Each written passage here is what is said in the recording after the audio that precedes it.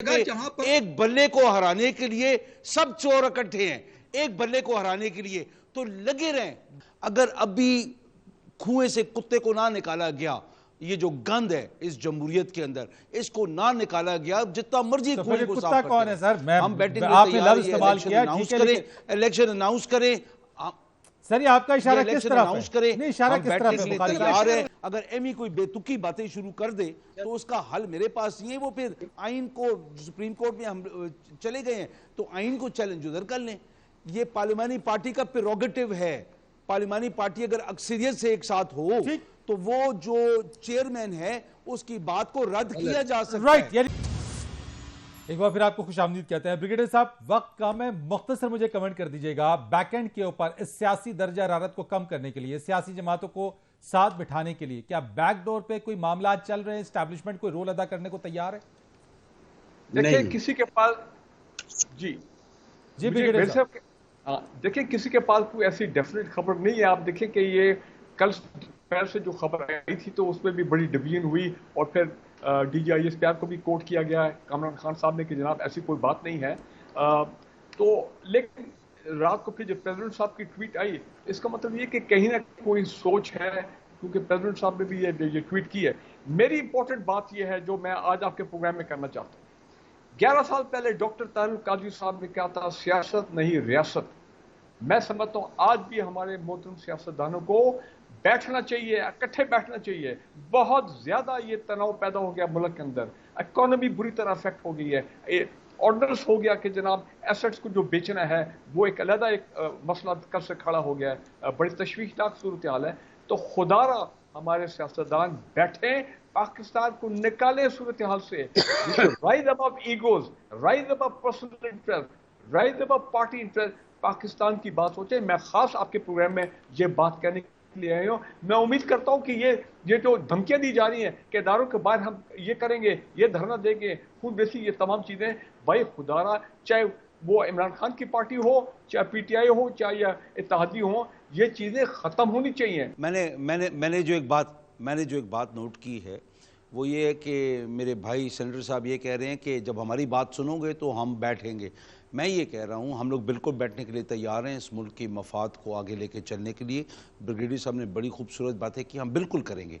लेकिन देखें जो हमारा मौक़िफ़ है, आप लोग जब तक सियासत को और जमहूरियत को पाक नहीं करेंगे, इस्टेब्लिशमेंट आगे नहीं चला सकती है। फिर इस्टेब्लिशमेंट एक जगह पे आगे गिव अप कर देगी, जुडिशरी गिव अप कर देगी, क्योंकि इतना गंद हो जाएगा। अगर अभी कुएं से कुत्ते को ना निकाला गया, ये जो गंद है इस जमहूरियत के अंदर, इसको ना निकाला गया, जितना मर्जी तो कुएं को कुत्ता साफ कौन है सर? हम बैठेंगे, आपने लफ्ज इस्तेमाल किया, ठीक है, इलेक्शन अनाउंस करें। सर ये आपका इशारा किस तरफ है? नहीं, इशारा किस तरफ है बुखारी साहब? फरीद साहब ये पूछ ले। बुखारी साहब ये इशारा मेरा तो इस PDM की तरफ भी है, इस्टेब्लिशमेंट की तरफ भी है। ये अभी मुल्क के मफाद की बात होती है ना, तो वसीतर मफाद के लिए फिर दिल बड़ा करें। ये लोग आए बैठे, ये सिर्फ NRO अपने करवाने आए थे। 1100-1200 अरब रुपए इन लोगों ने खा लिया है। ये जो चोर है ये सारे इकट्ठे हैं इस टाइम पे। एक बल्ले को हराने के लिए सब चोर इकट्ठे हैं, एक बल्ले को हराने के लिए तो लगे रहें। बल्ले का कुछ नहीं कर सकते। कल की हरकत के बाद डिप्टी, ठीक है sir, I have to thank you Bukhari साहब, I have to thank you. और आज जब आप ये दबाव बढ़ा के आप चाहते हैं कि आप अपनी मर्जी के फैसले लें, आप चाहते हैं कि आप अंपायर को मिला के साथ खेलें, लेकिन आज दूसरी जमातें अगर इस तरफ से अपनी रिजर्वेशन शो कर रही हैं तो आप कहते हैं कि उनको ये नहीं करना चाहिए। रीत तो आपने डाली है, दारों पर तनकीद तो आप करते हैं। बिस्मिल्लाहिर्रहमानिर्रहीम, अल्लाहुम्मा सल्ली अला मुहम्मद व आले मुहम्मद वजल फरजहुम। नहीं, आपकी बात बिल्कुल गलत है। किसी हकीकत पे मबनी आपका तबसरा नहीं है। मैं टोटली रिजेक्ट करता हूँ आपकी बात को। ये मैंने तो जो ग्राउंड रियलिटी है मैंने उस पे बात की, मैंने तबसरा नहीं किया सर। सुन लें बीच में अगर आपने बात करनी है आप अपने सवाल कर लें तो फिर मैं चुप हो जाता हूँ। आप कर लीजिए, मेरी बात सुन लेना। आपने सवाल किया, आपने PTI पे एक इल्जाम लगाया, मैं उसको रद्द करके मैं उसका मंतकी जवाब दे रहा हूँ। जवाब सुनने का तो हौसला रखे ना, एज एन एंकर आपको तो सुनना है। बिल्कुल दीजिए। अगर आप नहीं सुनेंगे तो फिर मैं चुप हो जाता हूँ, फिर आप बात कर लें। मैं खामोश हो गया, आप दीजिए। अभी आप खामोश रहे।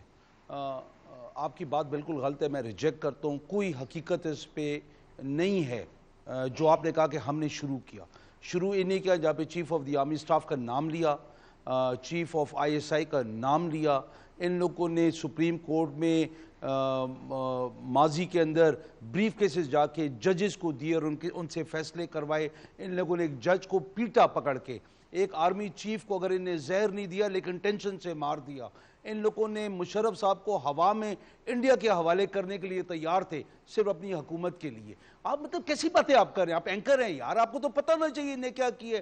इन लोगों ने तो ये रीतें डाली हैं सारी, ये जो कुछ किया इन्हें किया। आई डोंट नो आपने कैसे ये अच्छा, अगर वो करेंगे, अगर वो करेंगे, चले उन्होंने किया। दूसरी तो बात सुन लें, अभी बात दोहराएंगे। पूरी सुने, नहीं बात अभी पूरी सुनेंगे, प्लीज मेरी बात पूरी सुनेंगे, पूरी बात सुनेंगे अभी। अरे ये तो बदमाशी करता है। हम लोगों की जब हुकूमत थी, इन्हें chief of the army staff का बाप बेटी ने नाम लेकर इनके सारे लोग गालियां देते थे।